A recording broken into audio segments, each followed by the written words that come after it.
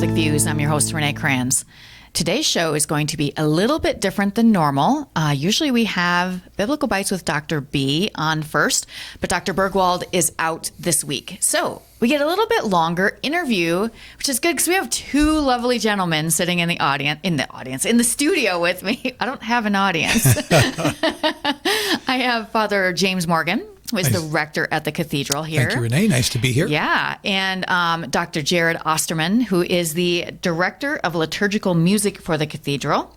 Welcome, Jared. Thanks for having us. I'm pretty sure you've been in the studio before, but it has been a little while. It's been a long time. Yeah. Because he was thinking, gosh, I don't know if I've seen it since it was redone, and that's been a few years. Yeah. So, need to have you more often. Yeah. That's the thing. Yeah, we were just commenting on the Pope bobblehead. The bobble, yeah. I want to do that. So Father's going to be distracted by Pope Francis for a while. So we brought the two of these guys in to talk about the Cathedral Inspires campaign, which is going on. Mm-hmm. And so I'll let them kind of describe it, what's happening, and why it's happening. So, Father Morgan, yes, if you would start, there's just so much always going on at the cathedral. Oh my gosh, weddings, funerals, exactly. Mass. I mean, I'll go out on a limb and say we're probably the busiest parish, at least campus for sure. Yeah. In the diocese, given the fact that it's not only a parish and the cathedral, which there's always something going on in the cathedral, but also that this is where the Chancery building's at, the Catholic Pastoral Center. And so there's always a lot of activity, priests coming and going, lay people coming and going, tours of the cathedral. It's a busy, busy place. It is. So. Yeah. Okay. So what is this campaign that's happening? So Inspires, the name comes from the fact that we have the beautiful spires, the beacon of hope on our cathedral. And I knew early on at least, that we had to do something with the historical rectory that we had, knowing that the sisters were going to move into their new monastery, that we own that building. It's historical. It's over 100 years old, just like the cathedral. Yep. It matches aesthetically the cathedral. Like the cathedral, the outside is made out of Bedford limestone. Right. So, and it was used for, 100 years as a rectory, almost 100 years. Right. The sisters were in there for 20 years. And we've lived in the carriage house, which was the old chancery connected to it's behind the bishop's house. We've been living there since Bishop Carlson, way back when, moved the adoration sisters into the rectory so that they had a place to live. So wait a second. That building was the chancery. Yes, it was. That little house. You mean where I live currently? Yes, that little house was the chancery. Oh, my goodness. Exactly right. Father Shocker can show you exactly where his office was at.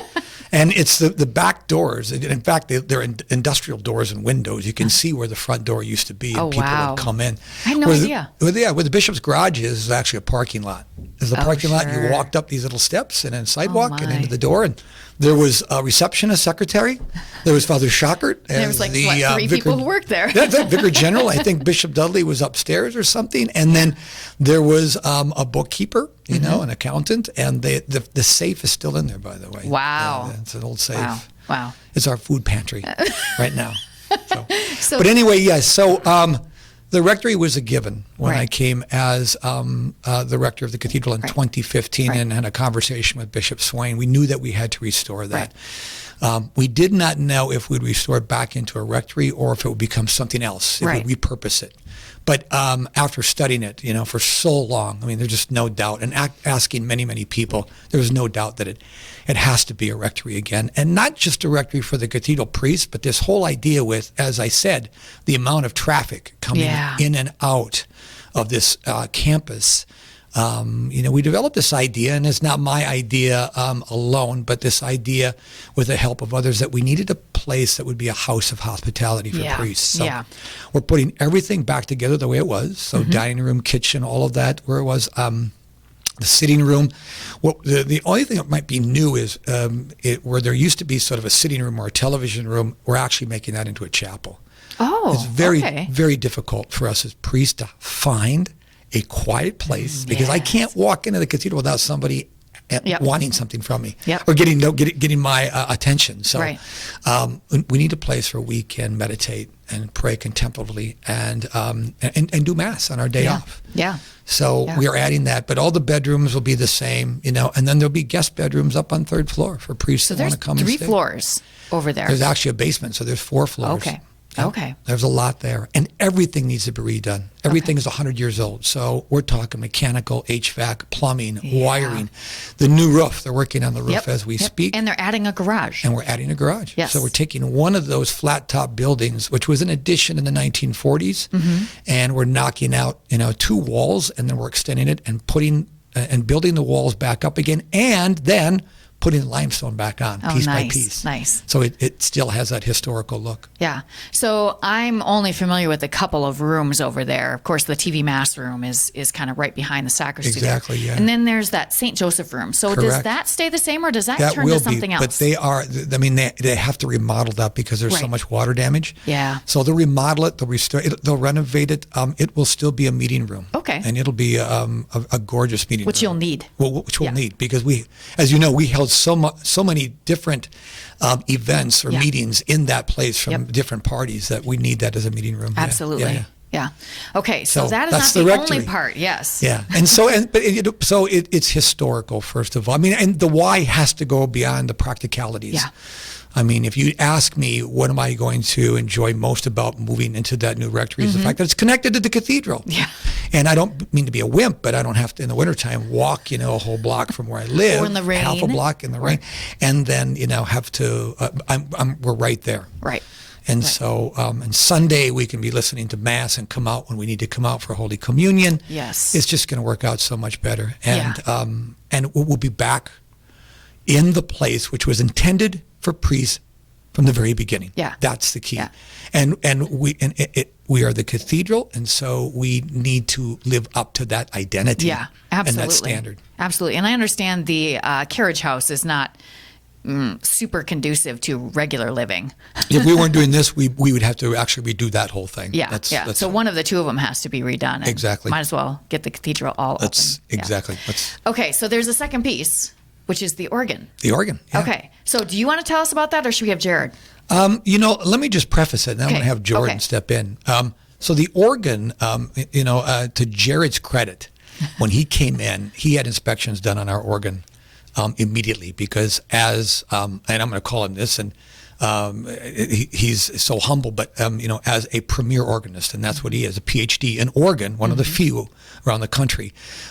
He knew right away there was something wrong with it, right. And so we had a couple inspections done on it, and I did go to Bishop Swain. Of course, it's right after the renovation, so he wanted to wait on this, but Jared had options, and the ultimate option was, let's get a European handmade organ that will complement the aesthetics of our cathedral, our new restoration, and get something that is worthy and is going to last a lifetime. Right. So with that said, I'm going to let Jared take over about the organ. All right. Yeah. Jared, tell us. So we know that it really needed. And actually, this is funny because it seems like the organ sounds pretty good. When I'm doing TV Mass, audio, and so on, it seems like it sounds because pretty he knows good. how to play. He knows how to manipulate exactly. So tell us about what isn't working and what's now happening with the new organ that's going to be coming in. Yeah, I think I always start by pointing out that we're lucky at the cathedral to have a great acoustic. And so, it's like cooking. It's like the heavy cream of cooking. It covers over a lot of things and makes everything sound maybe better than it is. Right. Which is wonderful for us, for the choirs, for the organ. But a little bit goes a long way. Yeah. So the portions of this instrument that are still working are uplifted by the acoustic. Sure. And so from downstairs, with a little more distance, and then hearing the mixing and blending of the acoustic, it covers a lot of faults. Thank goodness. Yeah. That's one of our favorite sayings in the organ world. A good acoustic covers a multitude of sins. Yeah. But so that's going on. It's shrinking as we go. The amount that's playable. Sure. We're down to maybe a half that's really usable anymore. Okay. But again, because of the acoustic, it can sound better than it is. So it starts with the idea of just wanting something reliable, because there are mechanical and electrical problems. It can't really be tuned properly. Sure. Because of the wind problems. And in fact, our choirs and cantors have a hard time singing with it because it can't be tuned properly. Yep. It doesn't provide a stable accompaniment to what they're trying to do. So there's a lot of issues we struggle with on a daily basis. And the question with any machine is always, do you try to gut it and fix it, or is it better just to just to build new from the ground up. Yeah. And so that's the discernment process that we went through really for years. My gosh, 2018, 2019. Yeah, thinking about that, and it just would have killed me to kind of pour more money into an aging machine, just to get it reliable, as opposed to building something that's really ideal. Yeah, especially if those repairs wouldn't really last that long, because that's really wasted money. Yeah. So we just want to build from the ground up with the highest quality. Yeah. So how did you find the people that are going to be building, and who are they? It's J.J. Sinclair, organ builders from Montreal, Quebec. They are really schooled in the French organ building tradition, and their team has trained in France and with some of the best North American builders. In my field, it's informal. Of course, nobody publishes a list of the top 5 builders, but we all kind of know who they are, the top 5 to 10 builders.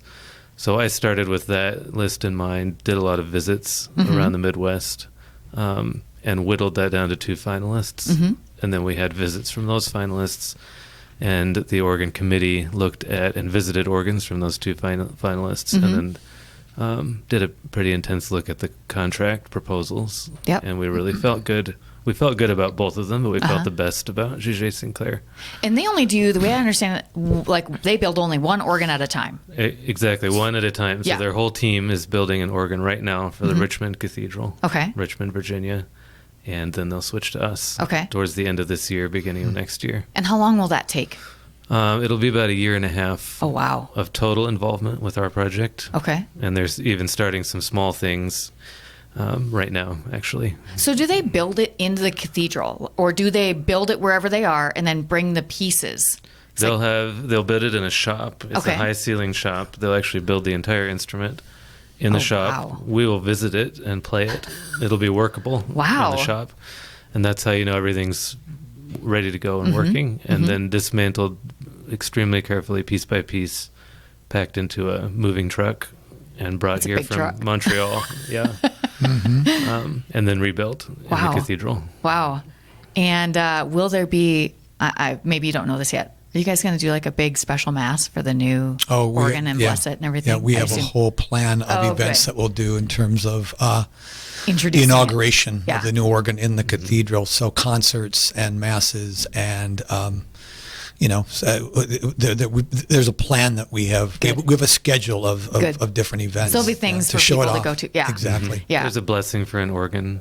Oh, good. So of course there is. There's a blessing for everything. There'll be a blessing for it. Bishop DeGrood blessed the small organ. We have a small organ that's portable that we can use in the front of the church. And then also in the transition period between organs. Oh, sure, because they'll have to take the current one out. Yeah.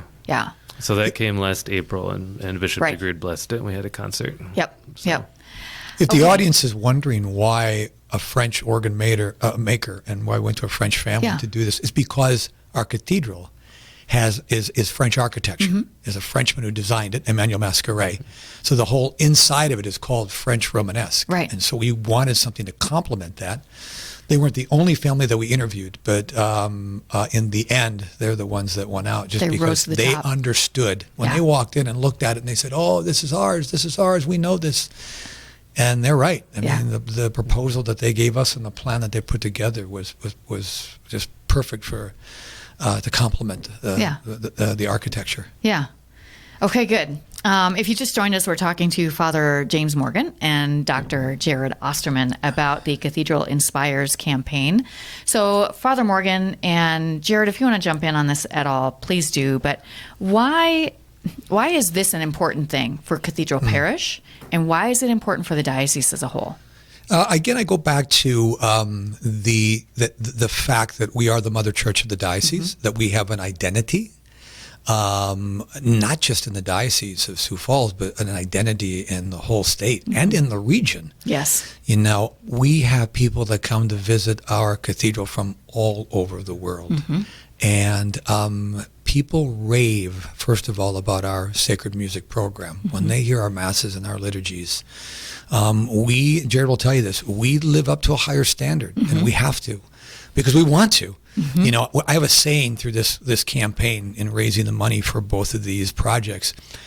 God is not served well in mediocrity. Right. God is not served well in mediocrity. So we have a standard and an identity to live up to.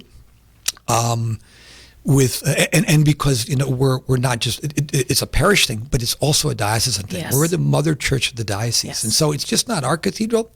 It's every Catholic in East River, South Dakota. It's their cathedral, and it's also a civic landmark. Yes. It's a cultural and civic landmark here in Sioux Falls, and so people look up to the cathedral. I mean that literally and metaphorically. Yes. They look up to it, but metaphorically too. So we want to continue that standard. And also, we need to leave something.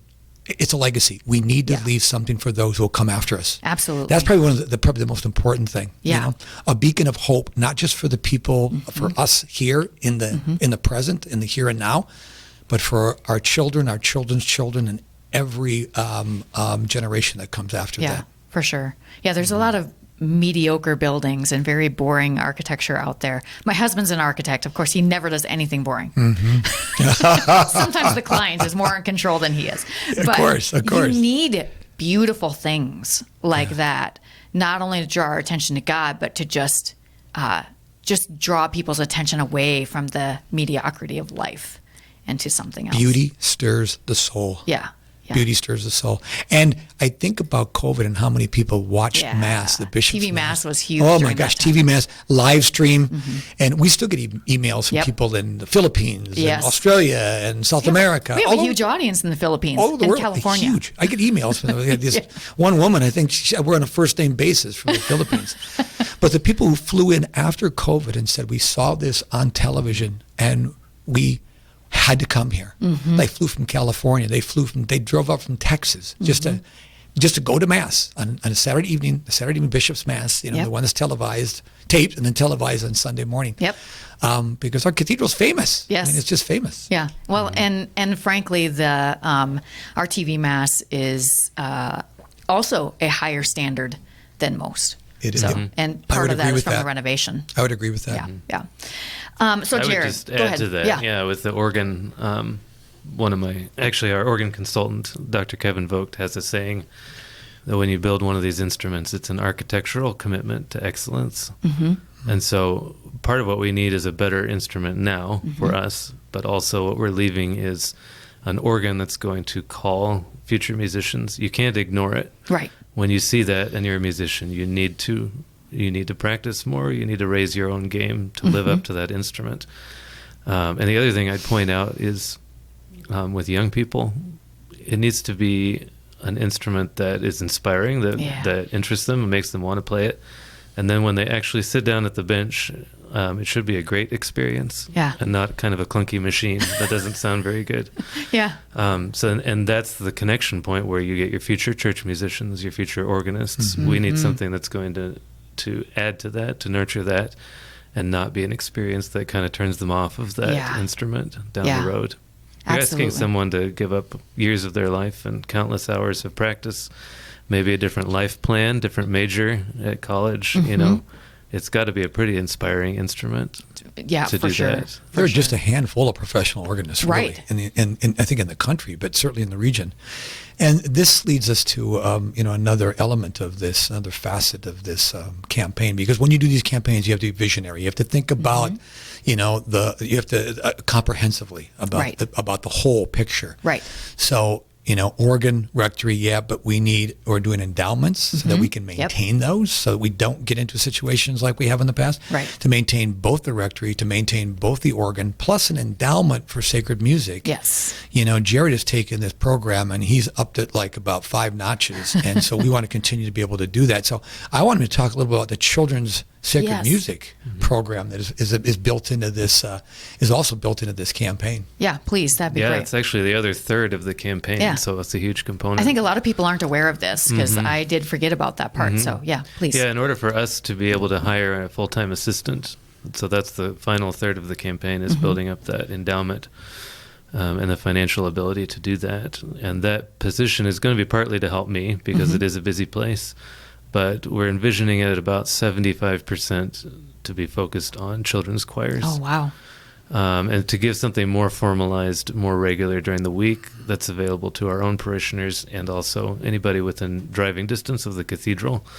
So that really would be an opportunity that extends to the entire region, at least the entire Sioux Falls metro area, right, within driving distance. And that's where you're going to get your future organists, but it's where you're going to get your future cantors, your future choir members, people who may go on to any number of things later in life, but they're going to be involved in church music. They get in the habit of seeing Sunday morning as a time when you do something musical at church, and that's a habit. I mean, it's priceless, the habit to get into that as a kid. Yep. And I think that also helps draw people into their faith, too, deeper, because you can't, well, I suppose you can, but most people can't sing that beautiful music and be part of that, play it, sing it, and not be drawn closer to God. Right, exactly. So, you know, the bottom line, this is all about giving glory to God. Yeah. Even the rectory, you know, a house of hospitality for priests to stay when they come in and out of the city for whatever reason. But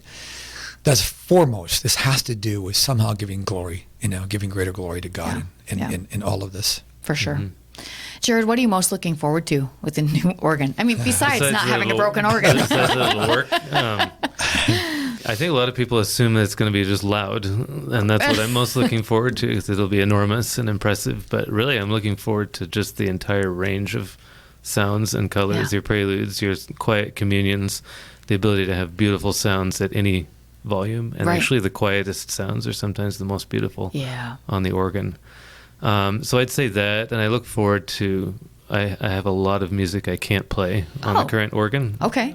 So for my own artistic benefit, to be able to do more than I do now. Yeah. And not be kind of boxed into the pieces that work on the current instrument. I'm really looking forward to that. Yeah. Yeah. Will it be, this is maybe a dumb question, but will the organ be like the same, the pipes and so on be the same color? Is it? Or is this going to look completely different? It's actually a visual, it's all built from scratch. Okay. So the entire visual design is conceived from the ground up. Okay. It's different. It will be different, yeah. So will it look more like the stone of the rest of or is it wood? Is wood, yeah. The current, and we're still working through this with the organ committee, but the working draft is that it'll be very much inspired by the colorful painting on the new restored cathedral. Right now we have more wood tone and kind of copper.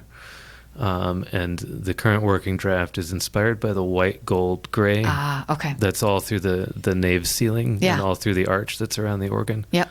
Oh, that'll be really pretty. It'll be extremely, visually spectacular as well as sounding great. Okay, Father. Yes. Hopefully you'll get to move into the new rectory.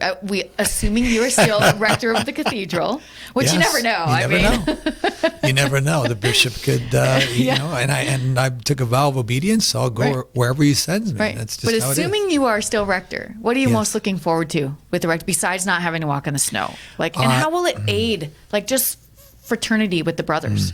Yes, I think first and foremost, I'm looking forward to having a chapel that we can pray and have Mass in without being disturbed all the time. So I'm really looking forward to that, to be able to come down and to be able to pray in the morning, to pray in the evening. That's going just to, I think, help with the spiritual life, my spiritual life for sure. Yeah. And yes, I am looking forward to, you know, we're all of us now, because we know where we're at. We have, you know, the new set of blaze, pastoral planning. We know we have less priests and more retirements. It's hard for us to get together and enjoy each other's company and fraternity. So I'm really looking forward to that, having other priests come in, maybe for a doctor's appointment or spiritual direction, whatever it might be, and staying with us. You know, we have a community room up on the second floor where we can gather and meet, and to be able just to enjoy each other's company and share stories. And because we're moving in a very fast-paced world in our church today, and it's an unfortunate thing, but it's something that we have to, you know, it's real, and so we have to address it, and we have to continue to build each other up, you know, in Christ, build each other up in Christ, so that we can go out and serve Him as true servants, and that helps though when we have that priestly bonding. Yes, for sure. We have about a minute left. Father Morgan, will you I know there's a few things that we need to know. First Right. of all, like if someone wants to donate, so those kind of things. Can you Sure. give us those last things, please? Absolutely, I will. I think first and foremost, I'd like to tell our audience just to please pray. Pray for this, that God's will be done. And first and foremost, it starts with that. It starts with prayer. Again, this is to give glory to God in all of our endeavors and plans. And then just, again, to reiterate, it's not just a parish church. It's the Cathedral of Saint Joseph. Yeah. And when people come to Sioux Falls, and people come to Sioux Falls all the time, to come up to the cathedral, it's your cathedral. Yes, come to come Mass. visit. Come to the Sacred Liturgy. Yes. Come to 11 o'clock and hear our gorgeous choir, or, at 9:15 to hear our Schola. So that's what I ask people first. And then just last, invest in it. Invest in the future. Invest in the future of our religion, in our Catholic faith here in East River, South Dakota. And they can do that by, if they just pray about perhaps their generosity and how they can help this project. These projects, I should put in the plural. They can, contact the Catholic Community Foundation of Eastern South Dakota, who've been so instrumental so far in raising the money that we have so far in order to get us to that point where we can complete what we started. Yeah, you bet. I think they can go to ccfesd.org. Correct. To check out giving. So That's right. Yes. We've got to wrap it up, you guys. Wow, that went Thank you. fast. I know. I know. Thank you so much for coming in. I really appreciate it. God bless you, Renee. Thank Yeah, you. thanks. Yeah, thank you. All right. If you can always find us at sfcatholic.org at the diocesan website. If you need anything, Mass times, just to find out what's going on. That's it for us today. Hope you'll join us again next week for more Catholic Views.